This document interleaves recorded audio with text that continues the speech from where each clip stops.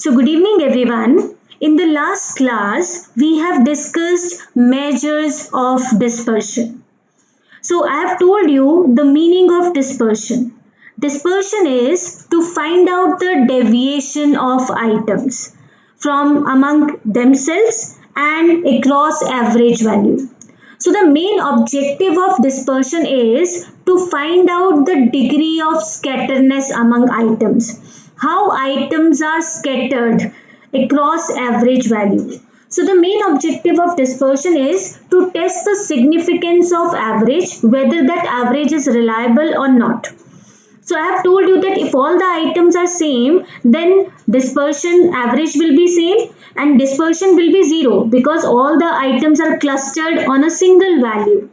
If the difference between, if the scatteredness is small, you can say then dispersion is small. And if items vary too much with its average value, then dispersion is high.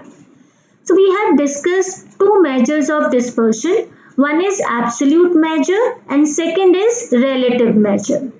In case of absolute measure, I have told you that the absolute measure is expressed in same form in which items are given. So if items are given in inches, then absolute measure is in inches. On the other hand, relative measure of dispersion is independent of unit of measurement. It is a pure number which is represented as percentage, fractions or decimal value. So, comparison among two series is possible in case of relative measure, but this is not possible in case of absolute measure. So in absolute measure, we have discussed two range and quartile deviation. And in relative measure, we have discussed coefficient of range and coefficient of quartile deviation. Today we'll start with mean deviation. So what is mean deviation? Let's start with.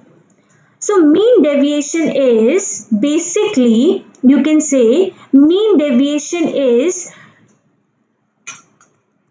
absolute arithmetic mean of absolute deviation of items across its average. So what is mean deviation? So let's start. Mean deviation is, the definition says, it's arithmetic mean of deviation of items from average value. So arithmetic means you know sum of items divided by number of items, but here arithmetic mean is not on sum of items. This is sum of absolute deviations. Now, what is absolute deviations? That means ignoring sign. Absolute means ignoring sign and deviation means the difference of items from its average value. So if I say, I write down the formula for mean deviation, this is arithmetic mean of absolute deviation from average value. So first we'll find out the average deviation from average value. Then we use absolute, that means ignoring sign. Then arithmetic mean of these absolute deviations, this is called mean deviation. So that's why we say mean deviation is arithmetic mean of absolute deviation of items from its average value. An average value can be any one. It can be mean, it can be median and it can be mode. Means we can find mean deviation from any of the average, mean, median or mode. Generally, mode is not considered as an accurate average, so we never compute mean deviation from mode. We generally compute mean deviation from mean or median. So that means the first step is we have to first compute average. It can be any depending upon the question. So we have to compute average whether it is mean or median. So first thing we have to compute the average. The second thing is you have to compute deviations. Dx, that is x minus average. But this deviations can be positive or negative. So we have to take absolute value. We have to ignore the sign, means we have to take all the positive values. Then third thing is if the series is individual, then we'll say mean deviation is summation x minus average upon n. This is the formula. If this is discrete series, in that case mean deviation is summation f x minus average upon summation f. Means first we have to compute deviations, then we have to multiply it with frequency, then sum of product of frequency and deviation is divided by sum of frequency. This is the formula in case of discrete series. And if we have a continuous series, so formula is summation f absolute deviations of mid value from average multiplied by frequency. Sum of this is divided by sum of frequency. So this is the formulas to compute mean deviation with through any average, whether it is mean or median. And if you want to compute coefficient of mean deviation, which is the relative measure of mean deviation, so in that case what we'll do, we have to divide mean deviation with the average through which we have computed the mean deviation. If you want percentage, then multiply by 100, otherwise you can take it in fraction form as well. So this is the formula to compute mean deviation. Now let's solve the questions of mean deviation. Now this is the first question. As you know, this is the individual series in which we have been given items. So in first scenario we compute mean deviation from mean. So that means first thing is we have to compute mean, and mean in case of individual series is summation x upon n. So sum of x is 5, 3, 8, 6, 14, 20, 27, 29, 49. So number of items will be 7. So mean is 49 upon 7, that is equal to 7. Now second thing is you have to find out absolute deviations of items from mean, ignoring sign. So if I say x minus x mean, absolute deviation. So this is 3 minus 7, 4, 5 minus 7, 2, 6 minus 7, 1, 1, 0, 3 and 5. So sum is 4, 2, 6, 7, 8, 3, 11, 5, 16. So now third step is mean deviation is equal to summation x minus x mean upon n. So this is 16 upon 7. So this is approximately 2.7 to the 14, 2. So 7 to the 14, 6, 7 8 the 56, 7 7 5 the 35. So this is 2.285. This is the mean deviation. And if we want to compute coefficient of mean deviation, then the formula is mean deviation divided by mean into 100. So our mean deviation is 2.285 divided by mean is 7 into 100. So if I divided 2.285 divided by 7 into 100, so this is 32.64. That means the coefficient of deviation, mean deviation is 32.64%. Now second thing, we compute mean deviation from median. So in that case, first we have to compute median. And formula for median in case of individual series is n plus 1 by 2. So number of items are 7. 7 plus 1 by 2, that means fourth item. So our fourth item is median. All these items are already in ascending order. So our fourth item means median is equal to 6. Now second step is we have to find deviations from median, absolute deviations from median. So that means x minus median. So this becomes 3, 1, 0, 0, 1, 4 and 6. So sum of absolute deviation is 15. So mean deviation, the formula for mean deviation is summation x minus median upon n. So this is 6 upon 7.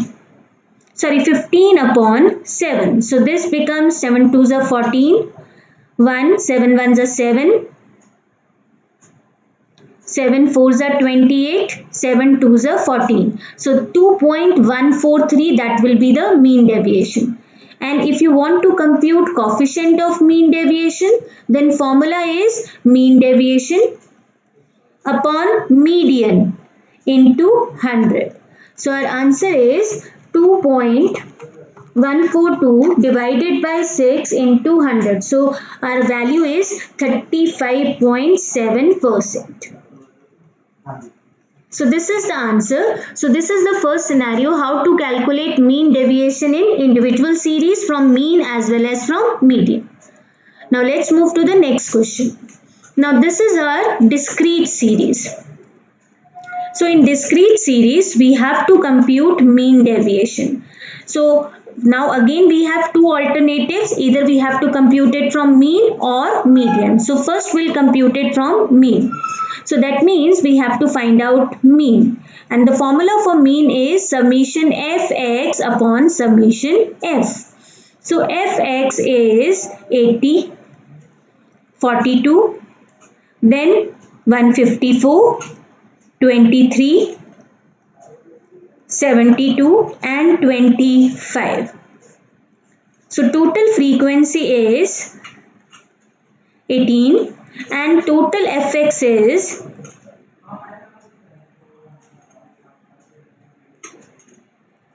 416. So our mean is 416 divided by 18. So if I divide 416 divided by 18, our answer is 23.11. Now the mean is in fractions.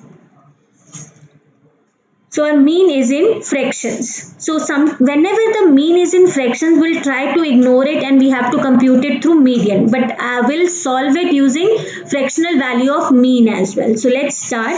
So first thing is we have to compute x minus mean absolute deviations. So this becomes 3.11, this becomes 2.11, 1.11, then 0.11, then this is 0.89 and this is 1.89. So next thing is we have to multiply frequency with this absolute deviations. So this becomes 12.44, this becomes 4.22, this becomes 7.77, 0.11, this becomes 2.67 and this becomes 1.89. So the sum is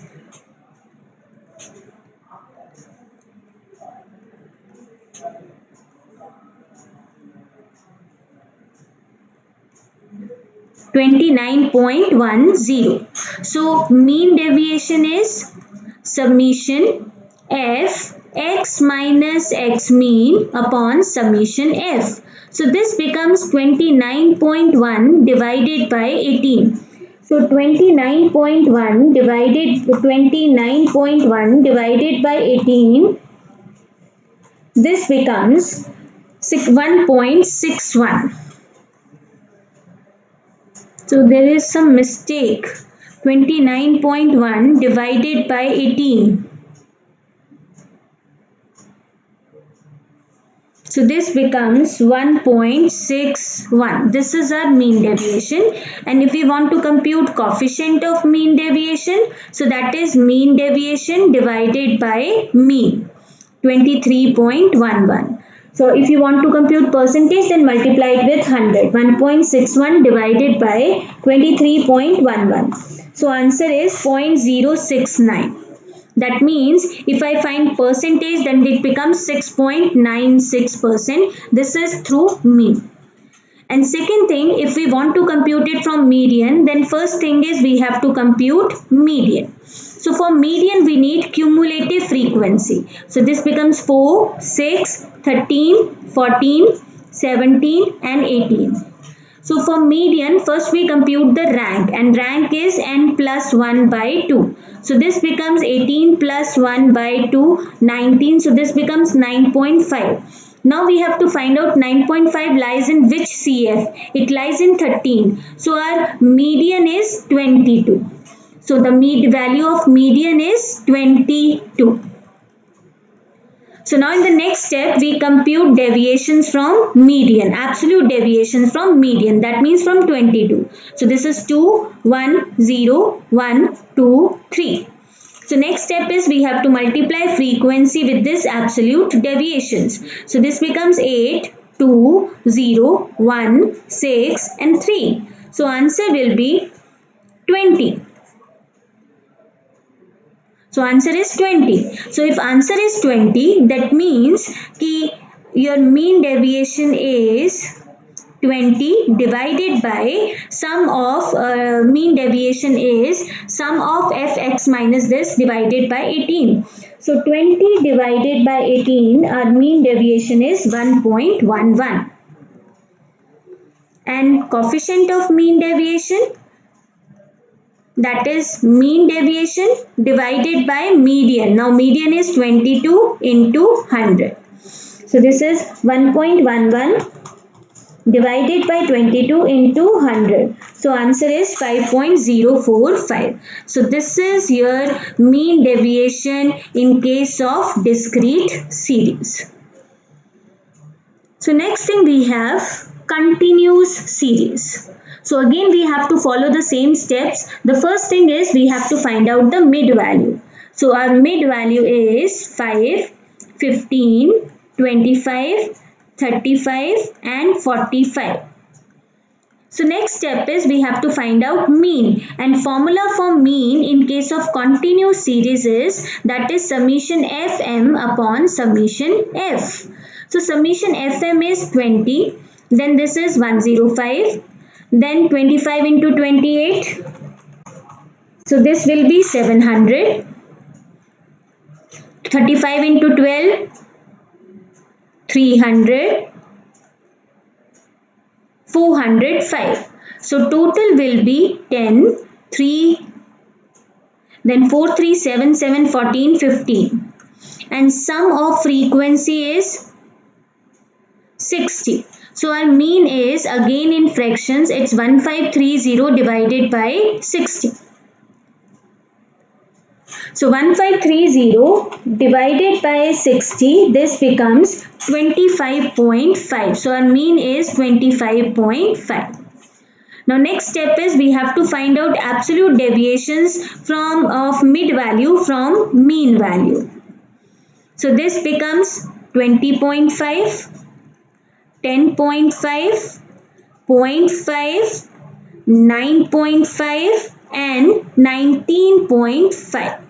So now we have to multiply frequency with this absolute deviations. So this becomes 82, 20.5 multiplied by 4, that is 82.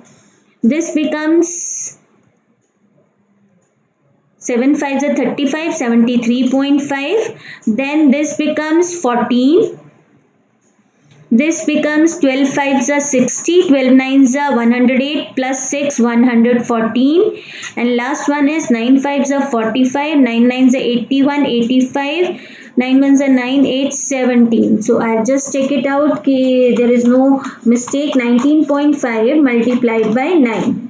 So this is 175.5. So sum is 0, 3, 3, 6, 4, 10, 14, 5, 19. Then 9, 7, 16, 17, 18, 7, 25 and 459. So our mean deviation from mean is summation f m minus mean upon summation f. So this will be 459 divided by 60. So 459 divided by 60, this is equal to 7.65. And coefficient of mean deviation, this is mean deviation divided by mean into 100. So this is 7.65 divided by 25.5 into 100. So this will be 30%. So this is the mean deviation from mean. Now next thing we'll find out median. For finding out the median, first we'll compute the rank, and that rank is n by 2. For that we require CF as well. So let's have CF 4, 16, then 54, then 60, 4, 7, 11, sorry. Just a second, I have committed a mistake. Let's rectify it. So the values 4 plus 7, 11, 11 plus 28, 39, 39, 12, 51 and then 60. So median is equal to 60 upon 2, that is 30. 30 lies in 20 to 30 class interval. So our median class is 20 to 30. So let's find out the value of median. So formula for median is L1 plus n by 2 minus CF upon F into I. So lower limit is 20, rank is 30, cumulative frequency of previous class, that is 11, frequency of median class 28 and class interval is 10. So this becomes 20 plus 190 upon 28. So if we 190 divided by 28, this becomes 6.785. So our median is 26.785. So this is 26.8. Let's make it this way. Okay, so now we have to find out deviation from median, that is 26.8. So this becomes 21.8, then 11.8, then 1.8, then bacha this becomes 8.2, and then 18.2. So these are the absolute deviations ignoring sign. Now we have to multiply it with frequency. So let's multiply it with frequency. So multiplied by 4, this becomes 87.2. Then 11.8 multiplied by 7, 7 8s are 56, 7 1s are 7, 5, 12, then 7 1s are 7, 8. So let's see, 11.8 multiplied by 7, that is 82.6. Then we have 1.8 multiplied by 28, this becomes 50.4. Then 8.2 multiplied by 12, this becomes 98.4. And last one is 18.2 multiplied by 9. So this is 18.2 multiplied by 9, this is 163.8. Now we have to find out the sum. Sum is 9, 11, 19, 22, 10, 18, 23, 32, 38. This is 482.4. So our mean deviation from median is 482.4 divided by 60. So 482.4 divided by 60, the answer is 8.04. So our mean deviation is 8.04 and coefficient of mean deviation is 8.04 divided by our average median is 26.8 into 100. So divided by 26.8 into 100. So this becomes 30%. So in both the cases, our answer is exactly same. So this is how we can find out the mean deviation. Next, we'll discuss the properties of mean deviation. So first property, if all the observations are equal, that means if all the items are 10, 10, 10, 10, 10. So whether you will compute it through mean or median, your mean is also 10, your median is also 10. So deviations from mean and median, the sum of deviation is always 0. So mean deviation is always 0. So make sure if all the items are same, then dispersion is always 0, whether it is range, whether it is quartile deviation, whether it is mean deviation, and whether it is standard deviation. Second thing, the appropriate average for mean deviation means if the question is silent, it will nothing disclose you about the average, which average you take for computing mean deviation. So appropriate average for mean deviation is median. Now the question is why? Why we compute mean deviation from median? Because when we discuss median, I have told you one property. The property is sum of absolute deviations taken from median. Whenever we compute absolute deviations from median, their sum is always minimum. Beta, if their sum is minimum, then dispersion is also minimum. So that's why whenever we compute mean deviation, we always compute mean deviation from median, because in that case dispersion will always be less as compared to mean deviation computing from mean. So that is why the appropriate average for mean deviation is median. Now the last property, mean deviation is independent of change of origin. That means it is not affected by change of origin but dependent on change of scale. That means if we add a constant in all the items of the series and we subtract a constant from all the items of the series, then mean deviation of X series and mean deviation of X either plus or minus, whatever the case will be, the mean deviation of both the series will be same. That means it is not affected by adding a constant or subtracting a constant. But if we multiply a constant or we divide a constant with all the items of the series, then mean deviation is affected. That means mean deviation of xk, that is equal to k into mean deviation of x. So mean deviation is also multiplied by the same constant. And if we divide the series by a constant, then mean deviation of original series is also divided by the same constant. So in this case again we do the same thing. Suppose we have a equation y equals to a plus bx. We have the x series. We have multiplied the series by b and then added a into it. Now a is the origin and mean deviation is not affected by it, but b is scale and mean deviation is affected by scale. But again the same thing that we have discussed in range and quartile deviation, the sign of b doesn't matter.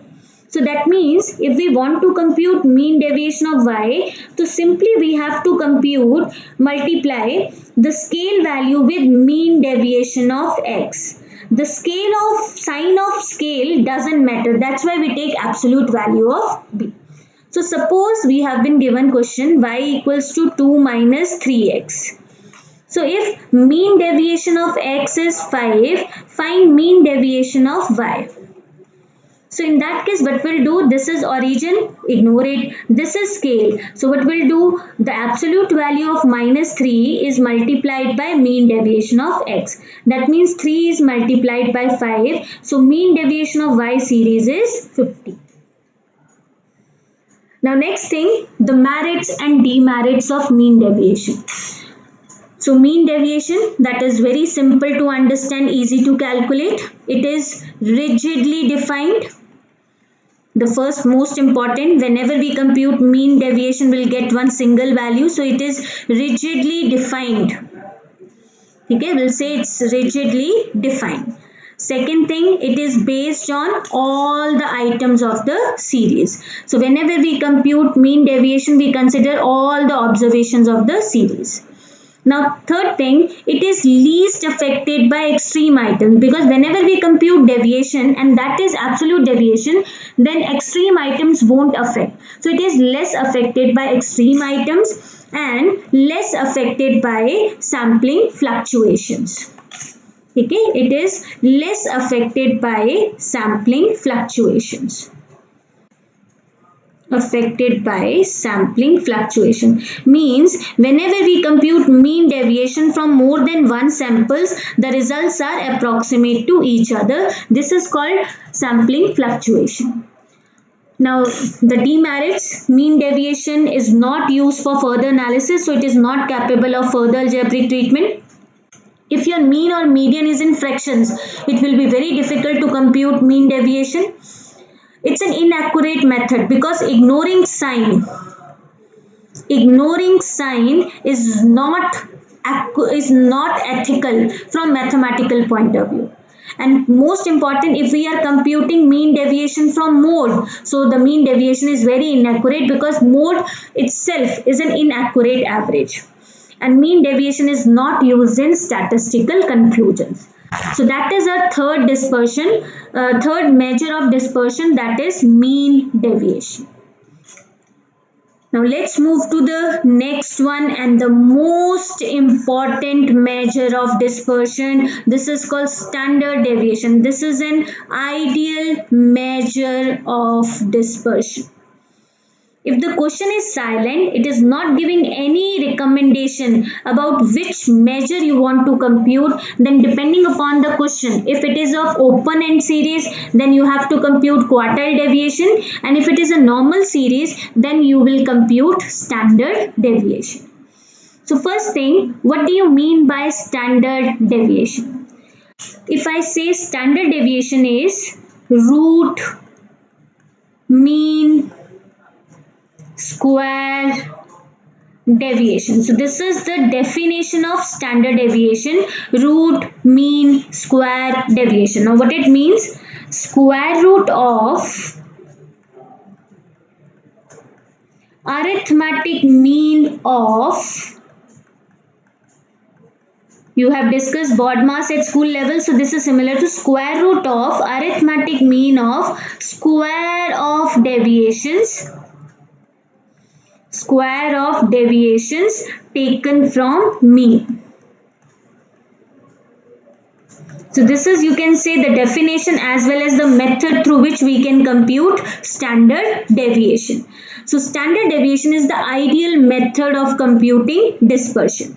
Now in this case, well, how we can compute it, I'll let you know. So definition is, this is square root of arithmetic mean of square of deviations taken from mean. That means first step is, we'll compute mean. The first step is find mean. Second step is we compute deviations from mean. Second step is we compute deviations from mean. That means x minus x mean. Third step, we'll compute square of deviations from mean. That is x minus mean ka square. The fourth step is we compute arithmetic mean of square of deviations. That means summation x minus mean square divided by number of items. And fifth step is we have to compute square root of this value. So that means summation x minus x mean square upon n. So this is the formula for standard deviation.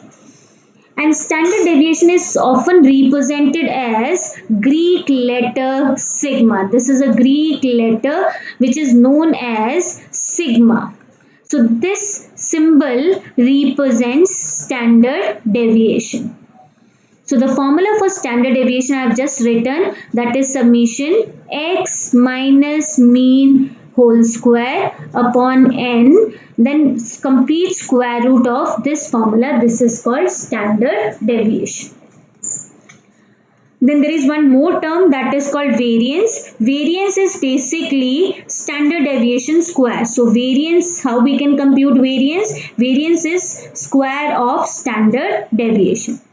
And if we want to compute coefficient of variation, the relative measure of standard deviation, so how we can compute it? This is standard deviation divided by mean into 100. This is the formula for coefficient of variation. So now let's discuss the formulas of standard deviation. So the most important, standard deviation can be computed using different formulas. So there are three formulas. The first one is actual mean method. The second one is assumed mean method, and third one is direct method. So there is a different scenarios in which we use the respective method. Like we say, first we'll say actual mean method. So I'll explain you with the help of chart. So let's discuss through chart.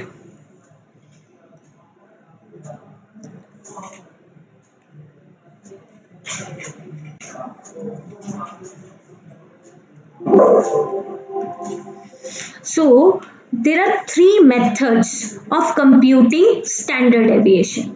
The first method is known as actual mean method. Understand the thing? The first method is known as actual mean method. So I'll tell you the formulas in all the three series. We have individual series, discrete series and continuous series. So I'll present you one screen. So we have methods of computing standard deviation. Methods of computing standard deviation. So there are three methods. The first one is actual mean method. Actual mean method. This method is used when mean is whole number. Means arithmetic mean is not in fractions. So when arithmetic mean is whole number, then it's preferably we use actual mean method. So we have three types of series: individual series, discrete series and continuous series. So the formula of standard deviation in case of actual mean method in individual series is, we have just written x minus mean whole square, summation divided by number of items, complete square root. So this is the formula of individual series. Now next thing is discrete series. So formula for discrete series changes a little bit because now we have the frequency. So first we compute mean and then we compute the deviations from mean. Means first step we compute arithmetic mean. The second step we compute deviations from arithmetic mean. The third thing we compute the square. We compute the square of deviations. Then multiply this square value with frequency and then compute the sum. Now this sum is divided by sum of item. This is called arithmetic mean of square of deviations taken from mean.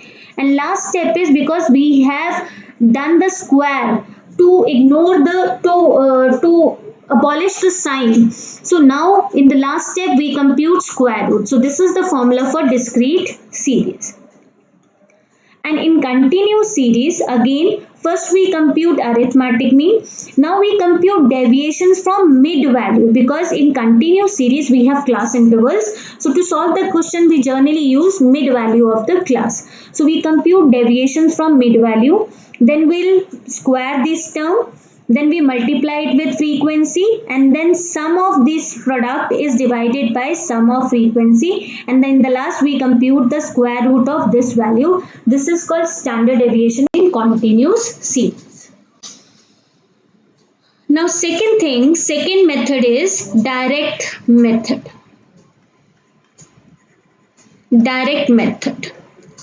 So now direct methods is used in situations when mean is in fractions. Your arithmetic mean is in fractions. Now it's very difficult to compute deviations when arithmetic mean is in fractions. So in that case, we generally use either direct method or shortcut method.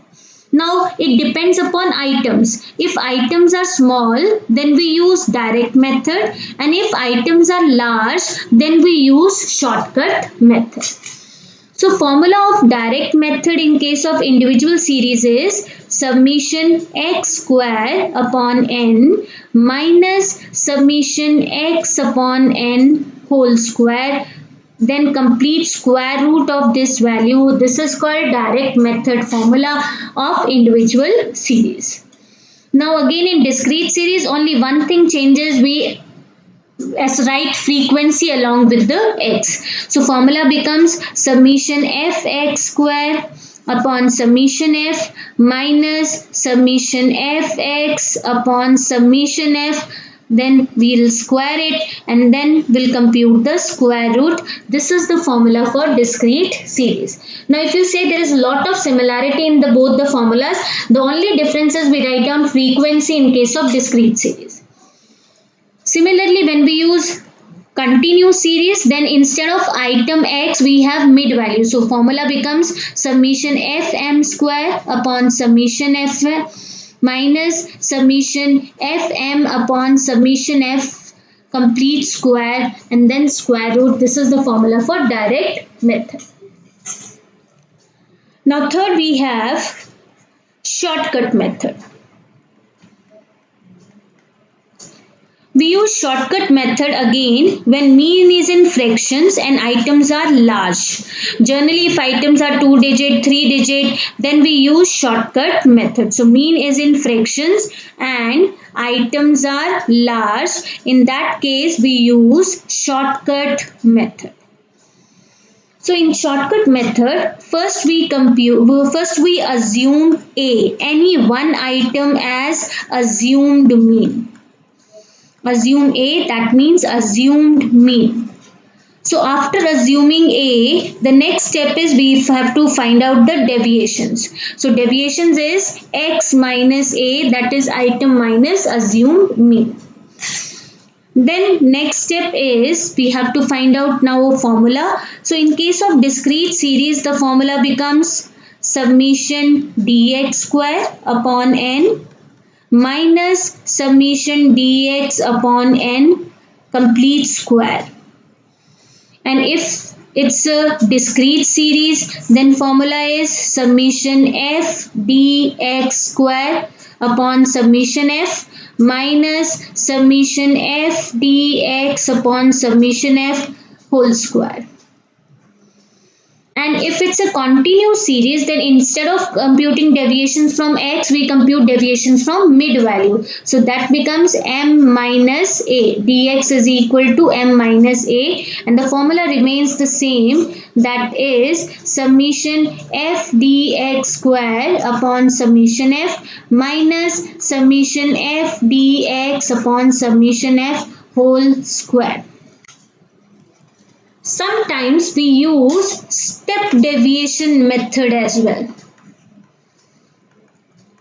The method we use in arithmetic means. So step deviation method says कि we computed dx, that is mid value minus assumed mean upon interval of class. So generally this method is used in continuous series when we have a class interval. So dx, now dx, the value of dx is mid value minus assumed mean upon class interval. So there is a slight change in the formula. The formula becomes, rest is same, summation f dx square upon summation f minus summation f dx upon summation f complete square. The only change is whatever the interval you have divided first, now you have to multiply it, but not inside the square root, outside the square root. This is the formula in case of step deviation method. Whatever the formula you use, it's not necessary that you have to use direct method, shortcut method. It's your liberty. You can use any method and the answer will be same. Whichever method you adopt, your answer remains the same. So these are the different formulas of standard deviation. I hope it's clear to you. All the formulas has been clear to you. So now we will solve questions. How we can solve the questions. So let's start with solving the questions. Okay. So I'll share one more screen. Now let's move to our questions. Now this is our first question. As you see, this is the individual series. So first, which method you have to adopt, it depends upon your mean value. So first thing is you have to compute mean. So formula for mean in individual series is summation x upon n. So first compute arithmetic mean. For this you have to find out the sum of items. So sum of items is 8, 6, 14, 9, 23, 31, 38, 40. 4, 6, 8, 9, 11, 13, 15, 16, 17, 18, 19, 20. So total number of items will be 10. So our mean is 200 upon 10, that is 20. So this is our mean. So now we'll compute first using actual mean method. So in actual mean method, first you have to compute x minus x mean. So this is not absolute deviation, so you have to put sign as well. So 16 minus 20, it's minus 4, 0, minus 2, minus 1, 0, 0, 8, minus 3, 2 and 0. Now this is our deviation. Now next step is we have to find out square of deviations. So this becomes 16, 0, 4, 1, 0, 0, 64, 9, 4, 0. So the sum will be 16 for 20, 21, 21, 9, 30, 34, 38. This becomes 98. So formula for standard deviation in case of individual series is summation x minus mean whole square divided by n. So this is root 98 divided by 10. So square root of 9.8. This becomes 3.13. So standard deviation is 3.13. So this is how we can compute using actual mean method.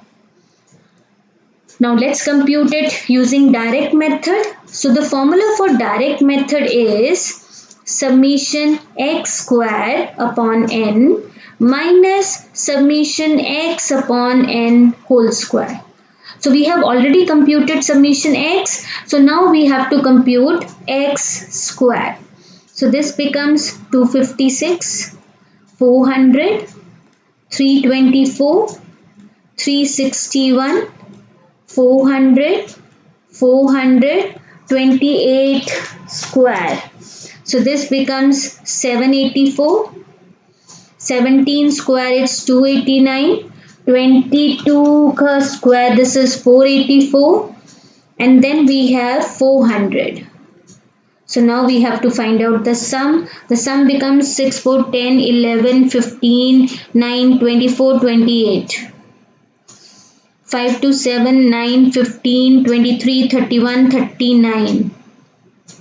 3 to 5, 4, 9, 3, 12, 3, 15, 19, 23, 30, 32, 36, 40. So this becomes 4098. So our formula is, put the values in the formula, 4098 divided by 10 minus 98 upon 10 complete square. So this becomes 409.8 minus, this becomes 9.8 square. So this becomes 96.04. So subtract it from 409.8 minus 96.04. So square root. So answer is 17.71. So that's a mistake. Your answer should be same, but here our answer is different.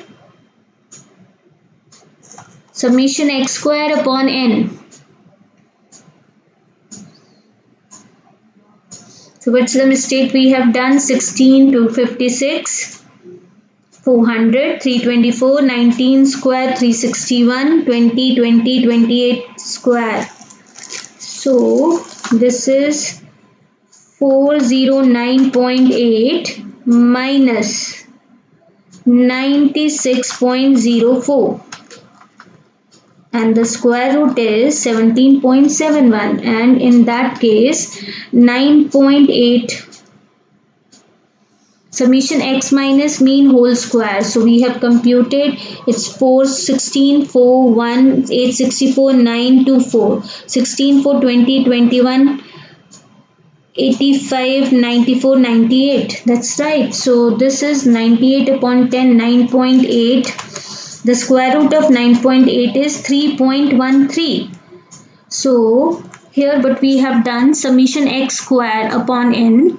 So 256, 400, 18, 324. Let's check it out whether we have committed any mistake. So 19 square is 361. 256 plus 400 plus 324 plus 361 plus 800, 784. 289, 484 and 400. So this is 4098. 4098 divided by 10, summation x square upon n minus summation x upon n whole square.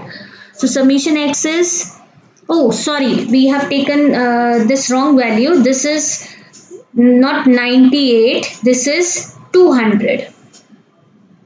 Summation x. So that means the value here is 400. So this becomes 400. So when we subtract it, this becomes 9.8. Again, our answer is 3.13. And if we want to compute it using assumed mean method, so let's assume we compute deviations from shortcut method. So in that case, what we have assumed, suppose our assumed mean is 19. So x minus 19.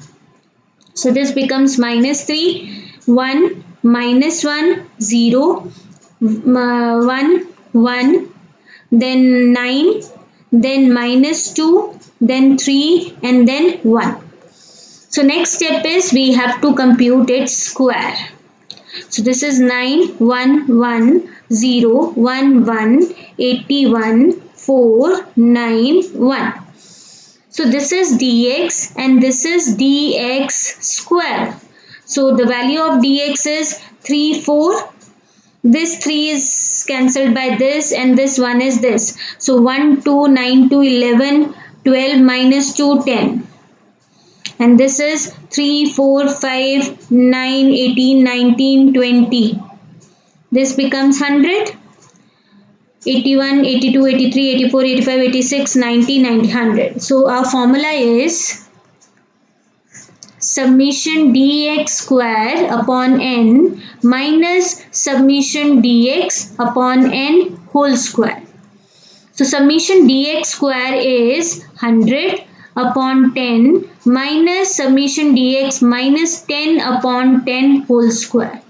So this becomes, again there is a mistake, x minus 19. So minus 3, 1, minus 1, 0, 1, 1, 28 minus 19, 9, 17 minus 19, minus 2, 22 minus 19, 3 and 20 minus 19, 1. So we have minus 3 plus 3, 1 minus 1, 1, 2, 9, 11, 12, 12 minus 2, 10. So this becomes positive 10. Okay, so x minus 19 square. So what I have done, this is wrong. This is 9, 1, 1, 1, 1, 81, 4, 9, 1. So this becomes 9, 10, 11, 12, 13, 13, 4, 17, 17, 9, 26, 27, 28. This becomes 108. So 108, this becomes 10.8 minus 1. So this is again 9.8 and square root of 9.8 is 3.13. So you have seen whatever the method you follow, the answer is same. So this is how we can adapt different methods in individual series. Now next thing is compute standard deviation in discrete series. Now this is the discrete series.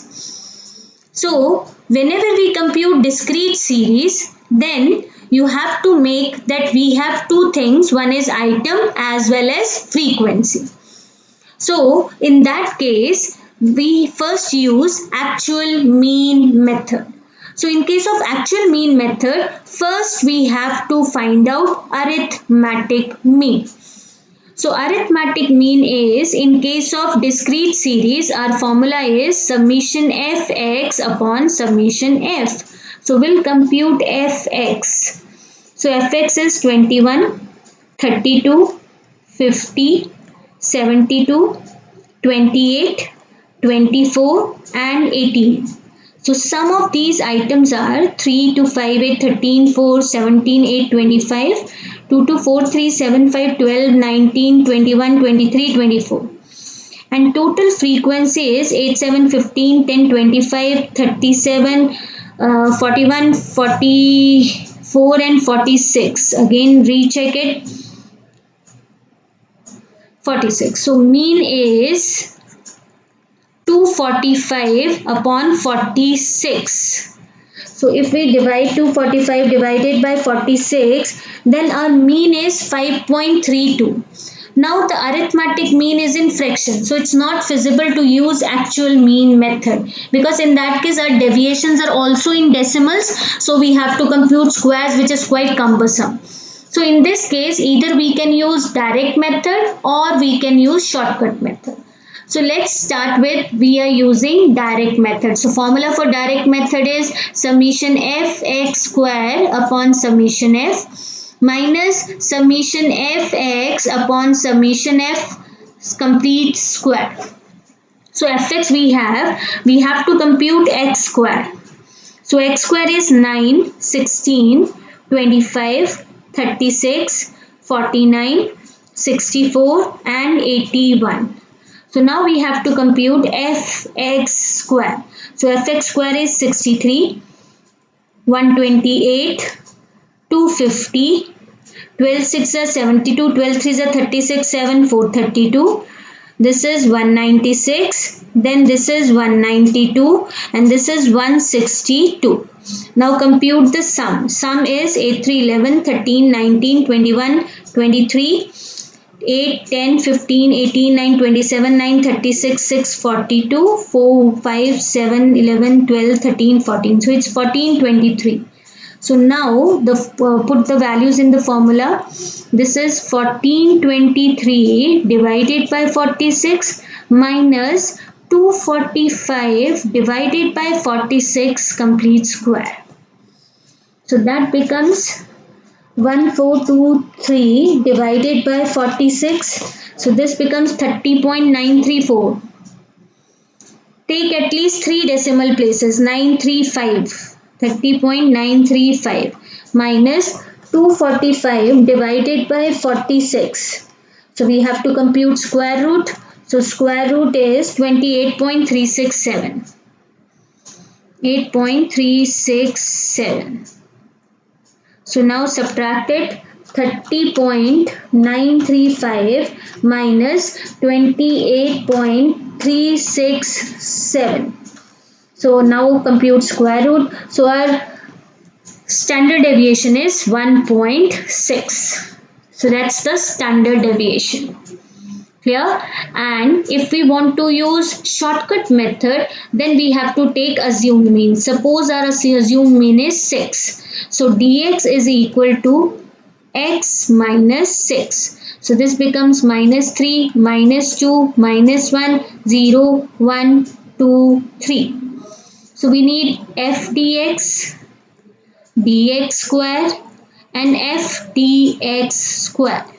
So first compute f dx. So this becomes minus 21, minus 16, minus 10, 0, 4, 6, 6. So this is 6, 6, 12, 4, 16. तो 16 गया तो ये आ गया minus 31. Now dx square it's 9, 4, 1, 0, 1, 4, 9.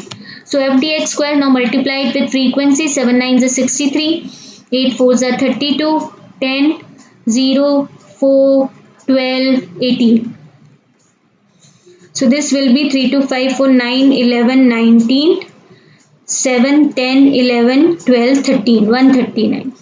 Now put all these values into your formula. Your formula is summation f dx square upon summation f minus summation f dx upon summation f complete square. So this is summation f dx square is 139 and summation f is 46 minus summation f dx is minus 31 upon 46 complete square. So 139 divided by 46, this becomes 3.0217. 3.0217 minus 31 divided by 46. Now square is 0.454. So 3.0217 minus 0.454. Now we have to find out square root. That becomes again 1.6. So this is your second series, discrete series, in which we have applied two methods. One is direct method and second is shortcut method. Now let's move to the third series. Now this one is continuous series. So in continuous series, we have been given mid value as well as frequency. So first thing again, we compute mean. So for computing mean, first we have to find out mid value. So mid value is 5, 15, 25, 35, 45, 55, 65 and 75. So for computing mean, our formula is summation Fm upon summation F. So this is 25, 150, 500, 1400, then we have 1350, 1100, then 650, 300. So now the total value is 5, then 5 to 7, 512, 517, 257, 411, 314, 15, 621 and 24, 2, 3, 4, 5. So this becomes 5475 and sum of frequency is 549, 2, 3, 4, 7, 3, 10, 12, 13. So it's 139. So again now mean is in fractions. This is 5475 divided by 139. So 5475 divided 475 divided by 139. So our mean is 39.38. So again mean is in fractions. So it won't be easy to find out standard deviation using actual mean method. So here we are using direct method and shortcut method. So first direct method. So formula is summation fx square upon summation f. Now here instead of x it's become m minus summation fm upon summation f complete square. So we have fm. Now we'll compute m square. So this is 25, 225, 625. Now 35 square it's 1225. 45 square it's 2025. Then 55 square this becomes 3025. 65 square this becomes 4225. And 75 square this becomes 5625. Now we have to multiply frequency with it. So this becomes 125. This becomes 2250. Now this is 0, 5, 10, 5, 12,500. Now 0, 0, 4 5 4 2 8, 9, 10, 4 2 8, 9, 4 1 4. So if we multiply 1225 with 40, so answer is 49,000. Then 2025 into 30, your answer is 60750. Now this is 0, 0, 5, 0, 6. Then 42250 and then 4 5s are 20, 4 2s are 8, 9, 10, 4 6 are 24, 25, 4 5s are 20, 22, 500.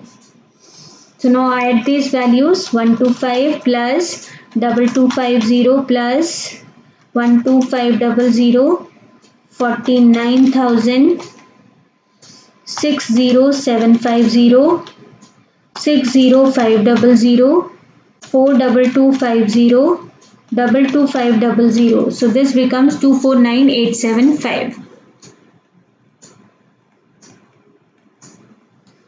Okay, 249875. So now put this values 249875 divided by 139 minus 5475 divided by 139 square. So first thing divided by 139, this becomes 1797.66 minus 5475 divided by 139, then square. This is 1551.45. So if we subtract 1797.66 minus 1551.45. So this becomes this, then square root. Our answer is 15.69. So I have computed square root as well. So answer is 15.69. This is the standard deviation using direct method. And if we use shortcut method, then we take deviations from 35. So dx is equal to, now I am saying m minus 35 upon 10. I am applying step deviation formula. So that will be more convenient, because in case of continuous series, use step deviation instead of shortcut method. So this becomes minus 3, minus 2, minus 1, 0, 1, 2, 3, 4. So now my items are quite reasonable. So I require f dx and dx square and f dx square. So f dx is minus 15, minus 20, minus 20, 0, then 30, 40, 30 and 16. So 20, 20, 40 cancel, 15 plus 30, 45, 45, 6, 51, 61. Now dx square is 94101496. Now multiplied with frequency, this becomes 45, 40, 20, 0, 30, 80, 90 and 64. So this becomes 549, 448, 10, 13, 8, 21, 30, 36. Now again put all these values in the equation. Formula is same. Instead of m we put dx square. So the formula is summation f dx square upon summation f minus summation f dx upon summation f complete square. So we have 369 into I as well, because it's a step deviation. So 369 upon 139 minus 61 upon 139 ka square into 10. So if I compute it, 369 divided by 139. So it's 2.655. 2.655 minus 61 divided by 139. Now square, this becomes 0.193. So 2.655 minus 0.193, the square root is into 10. So answer is again the same, 15.69. So I hope all these things are clear to you, how to compute standard deviation in case of individual series, discrete series and continuous series. Do you have any doubts? Any person who is having doubt, you can ask your doubts. If you have any doubt in how to compute standard deviation or how to compute the various measures of dispersion.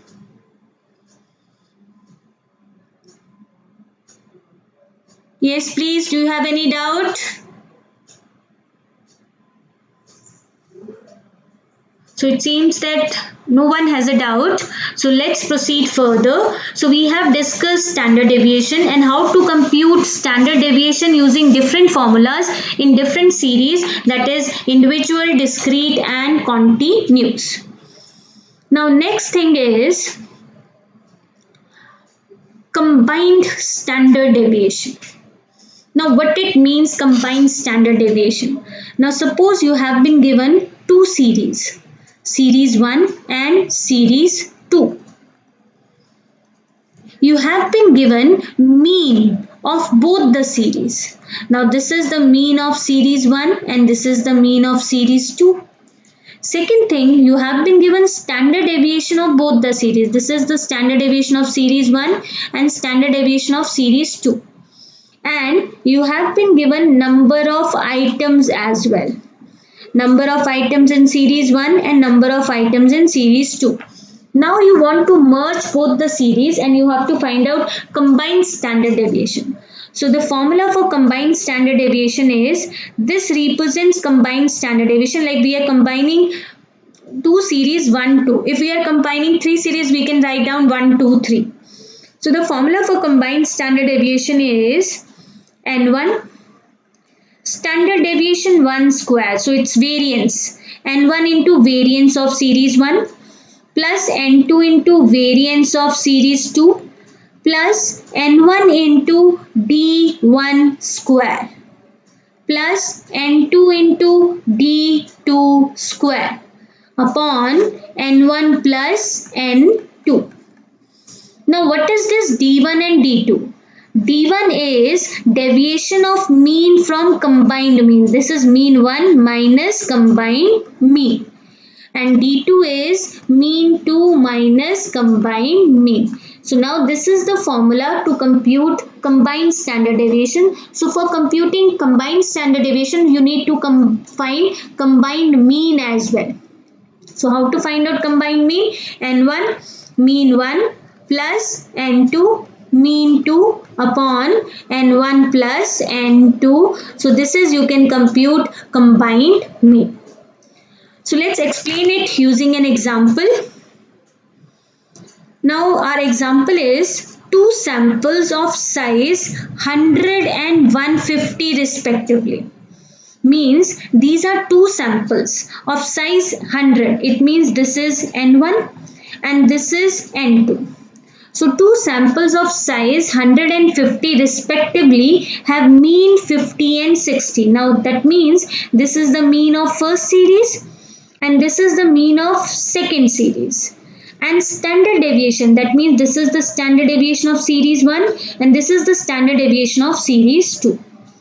So now you have to find out the mean and standard deviation of combined sample of size 250. Means you have to find out combined mean as well as combined standard deviation. So first thing, we compute combined mean. So the formula for combined mean is N1 mean 1 plus N2 mean 2 upon N1 plus N2. Now substitute all the values. N1 is 100 and mean 1 is 50 plus N2 is 150 and mean is 60 upon N1 plus N2. So we have 5000 plus 9000 upon 250. So 14,000 divided by 250. So this becomes 14,000 divided by 250. So our combined mean is 56. So first we computed combined mean. Now second thing is, we have to find out D1 and D2. D1 is mean 1 minus combined mean. So mean 1 is 50 and combined mean is 56. So that becomes minus 6. And D2 is mean 2 minus combined mean. So mean 2 is 60 and combined mean is 56. So that is equal to 4. Now second step is find out combined standard deviation. So first I am writing the formula. So formula is square root of N1 standard deviation 1 ka square N2 standard deviation square of standard deviation 2 plus N1 square of D1 plus N2 square of D2 upon N1 plus N2. Now substitute the values. Now we get N1 is 100 and standard deviation 1 square, that is 5 ka square, plus 150 square of 6 plus 100. Our value for D1 is minus 6, so minus 6 square plus 150, value of D2 is 4, that means square of 4 upon N1 plus N2. So this is 2500 plus 36 into 15. So this becomes 5400. Then again 3600. Then 4 4s are 16. 150 into 16. that is 2400 upon 250.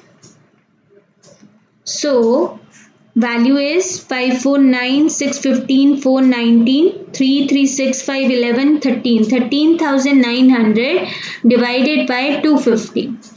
So 13,900 divided by 250 square root. So answer is 7.45. So combined standard deviation of both the series is 7.45. This is how you can compute combined standard deviation. Now next thing is correcting incorrect values of mean and standard deviation. Now this is the scenario when you have done some mistake while computing mean or standard deviation. Like you have to take a value but you have misinterpreted it by another value, or you forgot to consider that value. So in that case, whatever the calculations you have done are wrong. Now you have to rectify it and you have to find out correct mean and standard deviation. So in that case, you have to follow certain steps. The first step is find incorrect values. So first thing is find incorrect values. Now in case of incorrect values, you have to find, first one is incorrect summation x. So how you can compute incorrect summation x? This is mean into number of items. This basically we have computed with the formula of mean. So mean is summation x upon n. So summation x is mean into number of items. Second thing is you have to compute incorrect summation x square. So the formula for incorrect summation x square is n into variance of series plus mean whole square. Now how we can compute it? I have computed it with the help of formula of direct method. Now this is my formula, summation x square upon n minus summation x upon n whole square. Now first thing is we have removed this square root. The square root can be removed by squaring both sides. So by squaring both sides it becomes variance, that is summation x square upon n. Now this is summation x upon n, this is nothing the formula for mean. So this becomes mean square.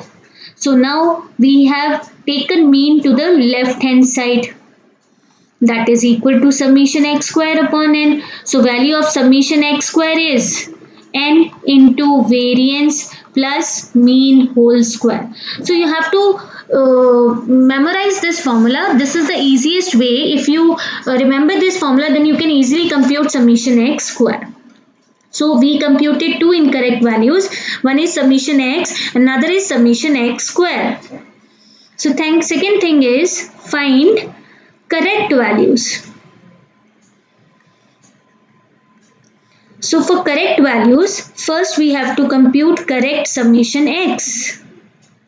So this is incorrect summation x minus incorrect item plus correct item. And when we have to compute correct summation x square, so this is incorrect summation x square minus square of incorrect item plus square of correct item. So by this way you can compute correct value of summation x as well as summation x square. Now third thing is you have to find out correct standard deviation. So for that we use the same formula of direct method, correct summation x square upon n minus correct summation x upon n whole square. Now this is the formula of computing correct standard deviation. So you have to remember these three formulas class के बाद. ठीक है. So first thing you have to find out incorrect values, second thing is you have to find correct values, and third you have to find out correct standard deviation. Now let's do it with the help of example. Now in this question, for a group of 100 observations, the mean and standard deviation were found to be 60 and 5. So mean is 60 and standard deviation is 5. Later on it was discovered that a correct item 50, now this is the correct item, was wrongly copied as 30. So this is the incorrect item. So you have to find out correct mean and correct standard deviation. So first step, find incorrect values. So we'll compute incorrect values. So first thing, incorrect summation x. So I have already told you the formula. This is mean into number of items. So mean is 60 and number of items are 100. So incorrect summation x is 6000. And then we have to find out incorrect summation x square. The formula is n into variance plus mean whole square. So n is 100, mean that is 60, standard deviation, So this is 5 square plus 60 square, क्योंकि variance plus mean का square है. So this is 3600 plus 25, this becomes 362,500. Now second thing, we have to find out correct values. So for correct summation x, you have to subtract incorrect item. Incorrect item is 30 and correct item is 50. So this becomes 6020. And in case of summation x square, we have to subtract square of incorrect item and add square of correct item. So 2500 minus 900, 1600 we have to add. This becomes 364100. So now third step, correct mean, that is correct summation x upon n. Now correct summation x is 6020 upon number of items 100. So this becomes 60.2. And correct standard deviation, so this is square root of correct summation x square upon n minus correct summation x upon n whole square. So this is equal to correct summation x square. This is 364,100 upon 100 minus 6020 upon 100 square. So this becomes 3641 minus 60.2, square of 60.2, this becomes 3624.04. So 3641 minus 3624.04, this becomes 16.96. Square root of 16.96 is 4.118. Now this is the correct standard deviation. Let's move to next one. In the next question, you have been given the mean of 5 observation is 4.4. So the mean of 5 observation is 4.4 and variance is 8.24. Now this is the mean and number of items are 5 and variance is 8.24.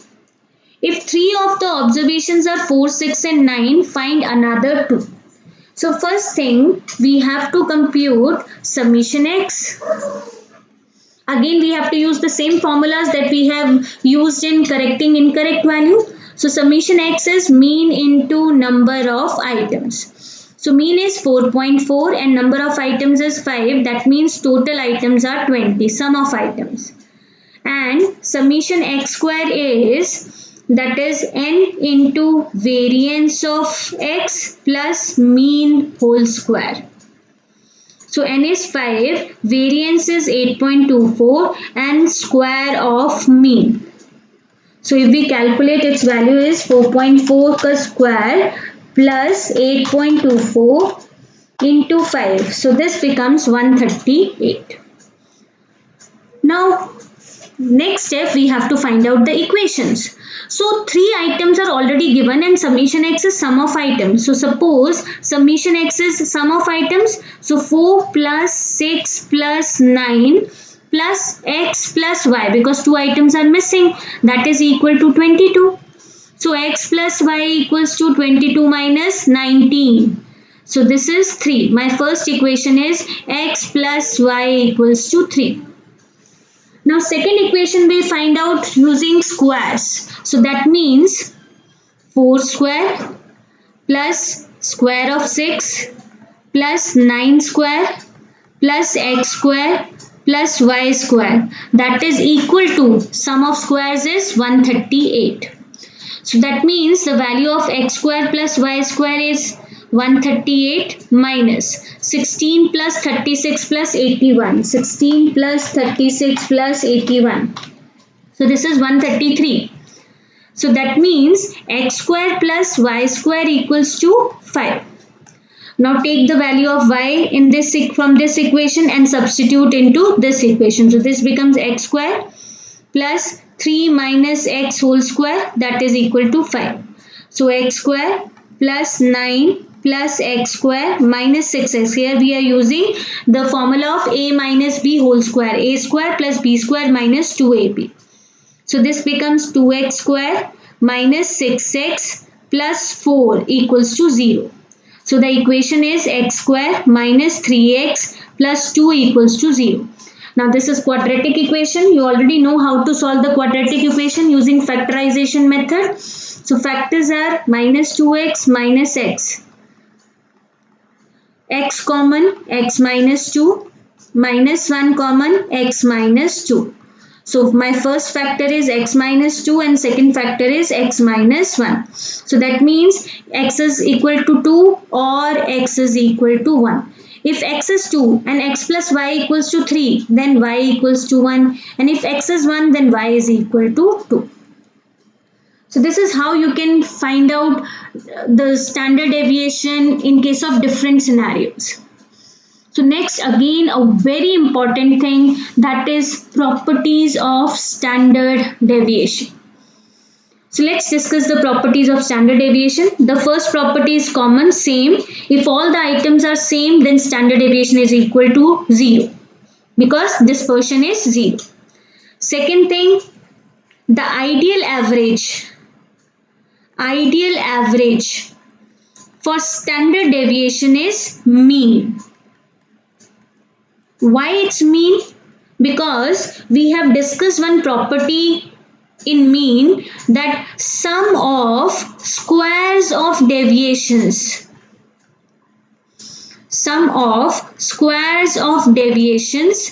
taken from mean. Whenever we compute square of deviations from mean, its value is always minimum. So if value is minimum, that means dispersion is also minimum. So that's why the ideal average for computing standard deviation is arithmetic mean. Now third one, if the distribution is symmetrical. I have already told you about the symmetrical distribution. It is like in this format. A bell-shaped curve in which at this point mean, median and mode, all three are equal. So this is if the distribution is symmetrical, then what is the relationship between various measures of dispersion? So the thing is quartile deviation, that is equal to 0.675 of deviation, or we can say quartile deviation is 2 by 3 of standard deviation. Mean deviation is 4 by 5 of standard deviation, or we can say mean deviation is 0.8 of standard deviation. And if we use these relations, then the ratio between quartile deviation, mean deviation and standard deviation, that is 10, 12 and 15. So that means quartile deviation is always less than mean deviation is always less than standard deviation. So standard deviation is always greater among quartile deviation and mean deviation. In case of symmetrical distribution, our quartiles are equidistant. That means Q3 minus median, that is equal to median minus Q1. That means median is equal to Q1 plus Q3 upon 2. So quartiles are always equidistant. Now again, standard deviation is the same property independent of change of origin but dependent on change of scale. That means if we have standard deviation, like we have been given y equals to a plus bx, then standard deviation of y equals to mod of b into standard deviation of x. Again, the sign of scale doesn't matter. You have to just multiply scale with the standard deviation of x. Combined standard deviation we have already discussed. How to compute combined standard deviation in case of 2 series or 3 series.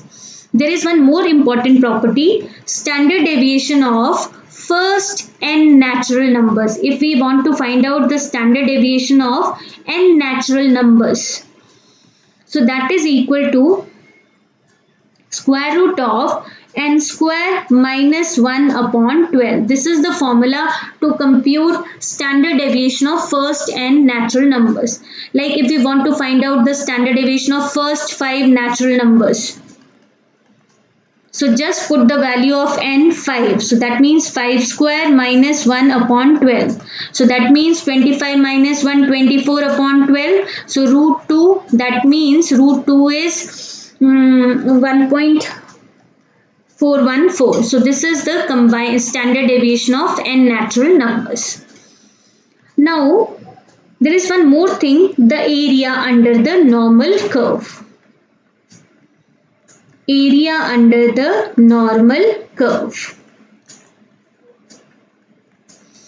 Now suppose this is a normal distribution, bell-shaped symmetrical curve, and this is the point where mean, median, mode are equal. So if I say mean plus minus standard deviation, mean plus minus standard deviation, it covers 68.27% of total area. So that means this is standard deviation, this is also standard deviation, this is mean minus standard deviation, this is mean plus standard. So this area is 68.27%. If we say mean plus minus 2 standard deviation, it covers 95.45% of total area. And if we say mean plus minus 3 standard deviation, this covers 99.73% of total area. So you have to learn these figures. These are very important. This basically signifies the area which is covered by these values. And one more important property, in case of 2 items only. 2 items. So standard deviation is half of range. So this is the formula. This applies only when there are 2 items only. So these are the different properties of standard deviation. Now merits of standard deviation, it is rigidly defined. It is based on all the items of the series.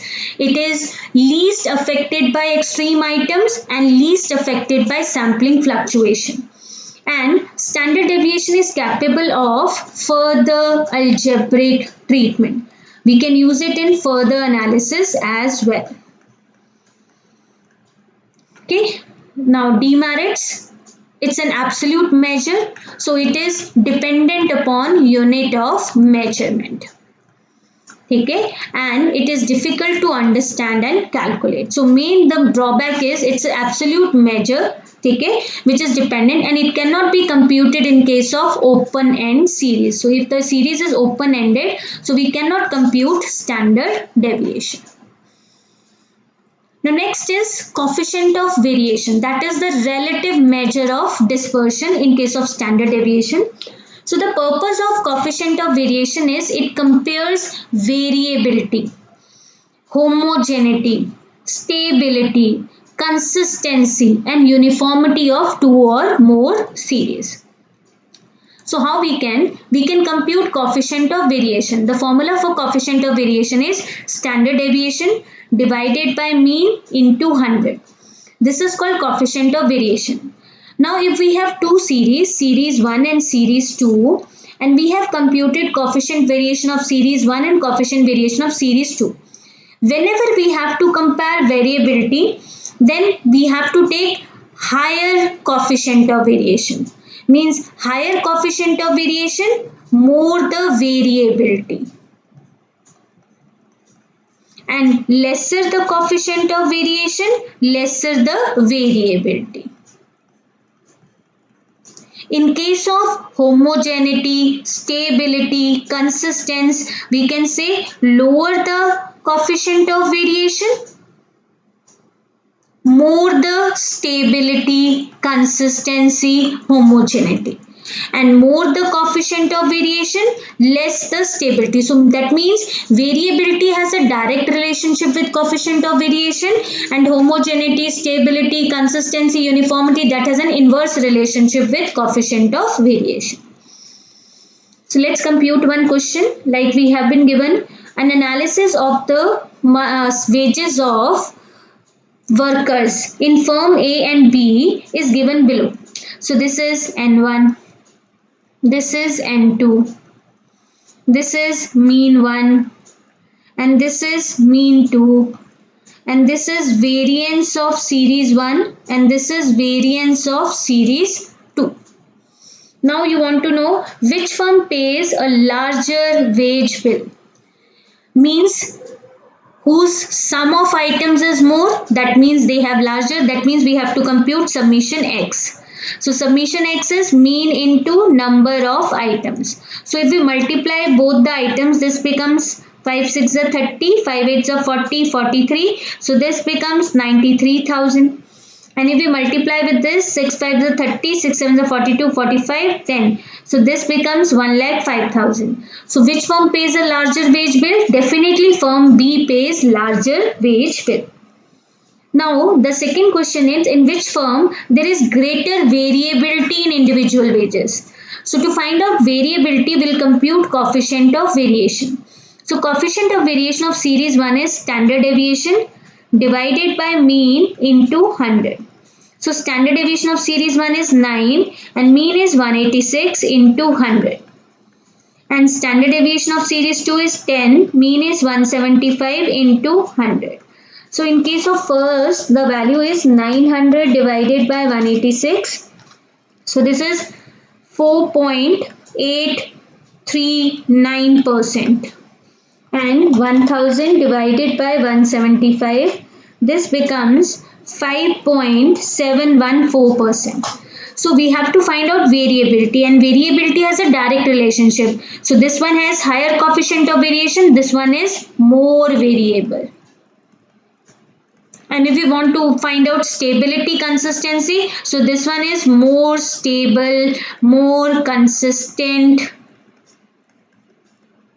So this is how we can use coefficient of variation to compare two series.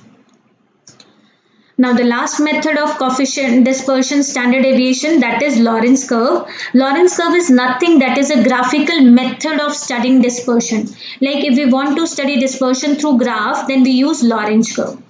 The purpose of Lorentz curve is to find the degree of inequality. That means the degree degree of inequality in distribution of income and wealth. Inequality means the distribution is not equal. Means certain persons are there who are giving more avenues, whereas there are certain persons who are having less avenue. So it basically defines the degree of inequality in distribution of income and wealth among different countries. So how we can find out? It's a cumulative percentage curve in which percentage of frequency is combined with percentage of other items such as income, profits, wages. So this is just a theoretical question. So you don't need to solve any practical question for this. So just understand the meaning of Lorentz curve, because sometimes they'll ask you some theoretical question on Lorentz curve. So this is our measures of dispersion. Now in case of dispersion, they have given a small topic of skewness as well. So I'll explain skewness as well.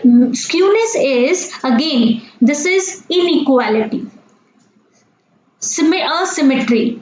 Because I have already told you that what is symmetrical distribution. Symmetrical distribution is bell-shaped curve. But when this shape twists, like if it is in this form or it is in this form, so we can say this is called asymmetry. So symmetry means there is lack of symmetry, means there is not equitable distribution. The distribution is biased. So it basically denotes degree of departure of, this is the normal, so the degree through which the distribution is departed from normal distribution. So this is called skewness. So skewness basically describes the asymmetry in frequency distribution. So how we can test the skewness? I have already told you that in case of symmetrical distribution, our mean, median and mode are equal. It means if in any distribution your value of mean, median and mode, all three are equal, that means that is a symmetrical distribution. And if it is a symmetrical distribution, then skewness is 0. So first situation is how we can test it. If our mean, median and mode all three are equal, that means the skewness is 0. Second scenario, I have already told you when I have discussed you the properties, कि in case of symmetrical distribution, our quartiles are equidistant. Quartiles are equidistant. That means Q3 minus median is equal to median minus Q1. That means we can find out median with the values of quartile as well, Q1 plus Q3 upon 2. So if medians are equidistant, quartiles are equidistant, that means skewness is 0. And third thing, if we plot the frequency on a graph and we got a normal distribution, that means skewness is 0. So this is the various scenarios through which we can find out whether the distribution is symmetrical or not. Now next thing is, what are the different methods of computing skewness? So skewness basically computes the direction and extent of asymmetry. How much the series deviates from the normal series, in which direction it is deviating, because I have already told you that there are two types of asymmetrical distribution. One is positively skewed and second is negatively skewed. So basically symmetry gives you direction as well as extent of asymmetry. So for skewness we have two methods, one is absolute measure and second is relative measure. So you already know the meaning of both these. In case of absolute measure, it is dependent upon unit of measurement. Means the unit in which items are given, your absolute measure also gives you the value in that particular unit. Like suppose if quantity is in kilogram, then value of absolute measure is also in kilogram. In kilogram. If your quantity is in quintals, then your absolute measure also gives value in quintals. That means it is dependent upon unit of measurement. Whereas in case of relative measure, this is independent of unit of measurement. Means it always gives answer in percentage or fractions, which is not associated with any unit, so you can easily compare it. So these are the two methods of skewness, absolute measure and relative measure. So there are three methods in computing skewness. One is Karl-Pearson's coefficient of skewness, second is Bowley's method, and third one is Kelly method. So let's explain it one by one. So the first thing is Carl Pearson's coefficient of skewness. So Carl Pearson has used your averages to compute the skewness. So in absolute measure, if we want to compute skewness, so the value of skewness is mean minus mode. Means the difference between mean and mode is your skewness, absolute measure of skewness.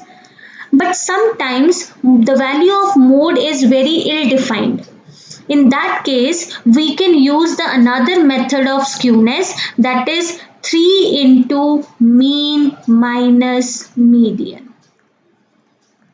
So these are the two methods of absolute measures of Carl Pearson's coefficient of correlation. One is mean minus mode and second is 3 into mean minus median. So the second method is that we use when our mode is ill-defined, it's not computed accurately, then we use this method. And relative measure is, which is independent of unit of measurement, coefficient of skewness. If we are using mean minus mode, then our coefficient of skewness is mean minus mode upon standard deviation. And if we are using 3 into mean minus median, then coefficient of skewness is 3 into mean minus median upon standard deviation. This is Carl Pearson's coefficient of skewness.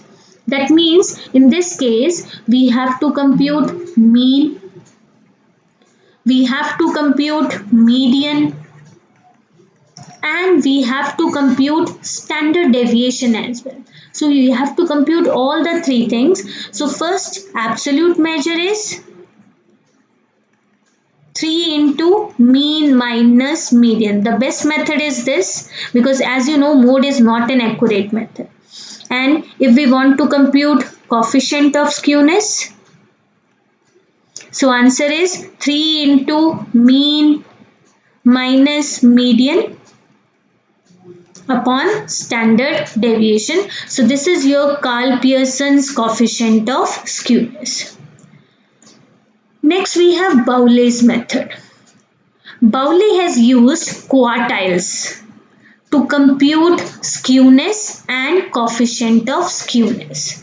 You already know that quartiles divides the entire series into 4 equal parts. So if we are computing skewness using Bowley's method, then the formula for absolute measure is Q3 plus Q1 minus 2 median. So again see, in case of symmetrical, you know Q3 plus Q1 upon 2, that is median.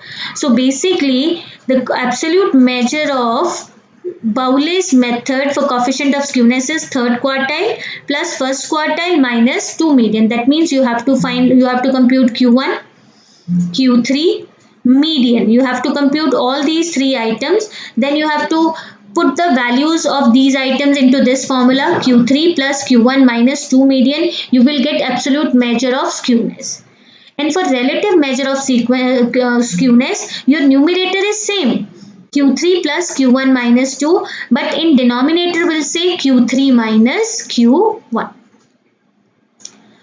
So Bowley's method use quartiles to compute measure of absolute measure of skewness as well as relative measure of skewness. Now third one is Kelly. In case of Kelly, they have used either deciles or percentiles. You can use either decile or percentile to find out absolute and relative measure of dispersion. देखो, in case of deciles, we'll say the first decile to 9th decile. And in case of percentile, we'll say P1, P10 to P90. So that is why the same thing. We have two quartiles Q1, Q3. So sum of 2 quartiles minus 2 median, that is your Bowley's absolute measure of skewness. In case of Kelly, you can say you have D9 plus D1 minus 2 median. Or you can say P90 plus P10 minus 2 median. This is the formula to find out coefficient of skewness, to find out absolute measure of skewness. And if you want to find out coefficient of skewness, then numerator will be same, D9 plus D1 minus 2 median. Now in case of denominator, what we'll do, we'll take the difference of your deciles, D9 minus D1. Or if you are using the formula for percentile, that is P90 plus P10 minus 2 median. So while computing relative measure, we divide it with the difference of our percentile P90 minus P10. So that means in this scenario, if you are using Carl-Pearson's method, you have to find out mean, median and standard deviation of the series. If you are computing Bowley's method, then you have to find out Q1, Q3 and median. So Q3 plus Q1 minus 2 median, that is your absolute measure, and Q3 plus Q1 minus 2 median upon Q3 minus Q1, that is your relative measure. And if you are using Kelly's method, so in case of Kelly's method, our formula is we can use either deciles or percentile. That means you have to compute either D9, D1, median, or you have to compute P90, P10 and median. So formula for absolute measure is D9 plus D1 minus 2 median. This is the absolute measure. And if you are computing relative measure, then formula is D9 plus D1 minus 2 median upon D9 minus D1. And if you are using percentile, then absolute measure is P90 plus P10 minus 2 median, and relative measure is P90 plus P10 minus 2 median upon P90 minus P10. So this is how you can compute skewness. Now these are the questions that you have to do individually by yourself. The thing is this is quite time consuming because we have to compute each and everything. In case of Carl Pearson, you have to compute mean, median and standard deviation. In case of Bowley you have to compute Q1, Q3 and median. And in case of Kelly, you have to compute either D1, D9 or median, or P90, P10 and median. So that's all about our second chapter, that is measures of dispersion. Now if you have any doubt, any query, you can freely ask your doubts as well as queries. So please, I am available for your doubts, bacha. So if you have any doubt, please ask your doubts. Yes, please. Any doubts?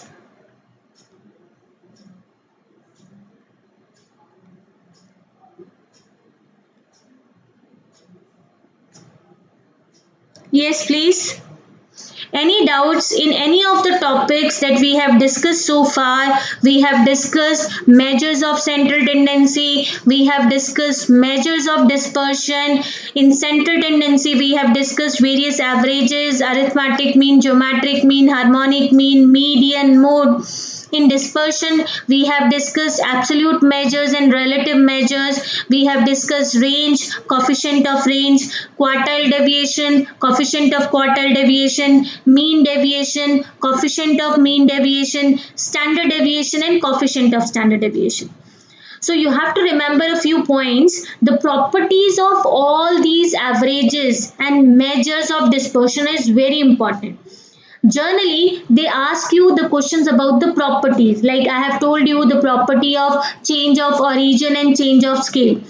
In central tendency, all the measures are dependent on change of origin and change of scale. But in case of dispersion, they are not dependent on change of origin. They are only dependent on change of scale. And the standard deviation is very important because its properties are very important. Questions are generally asked from the properties of standard deviation. So you have to learn each and every property by heart. Standard deviation. And I have already told you that sometimes the question is silent about which measure of dispersion you have to use. So if the series is open ended, that means the lower limit of first class is missing or the upper limit of last class is missing, then you have to use quartile deviation. And if it's a normal series, then you have to use standard deviation. Yes, please. Any query, any doubt? Anyone who wants to ask any question?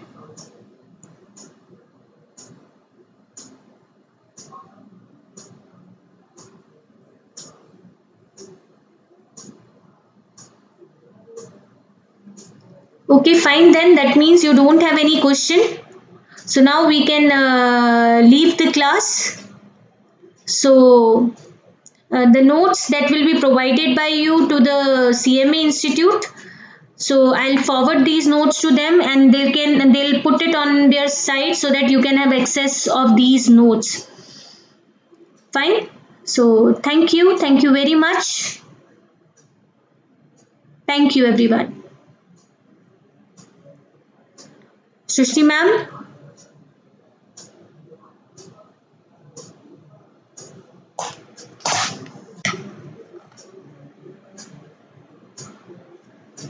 Thank you.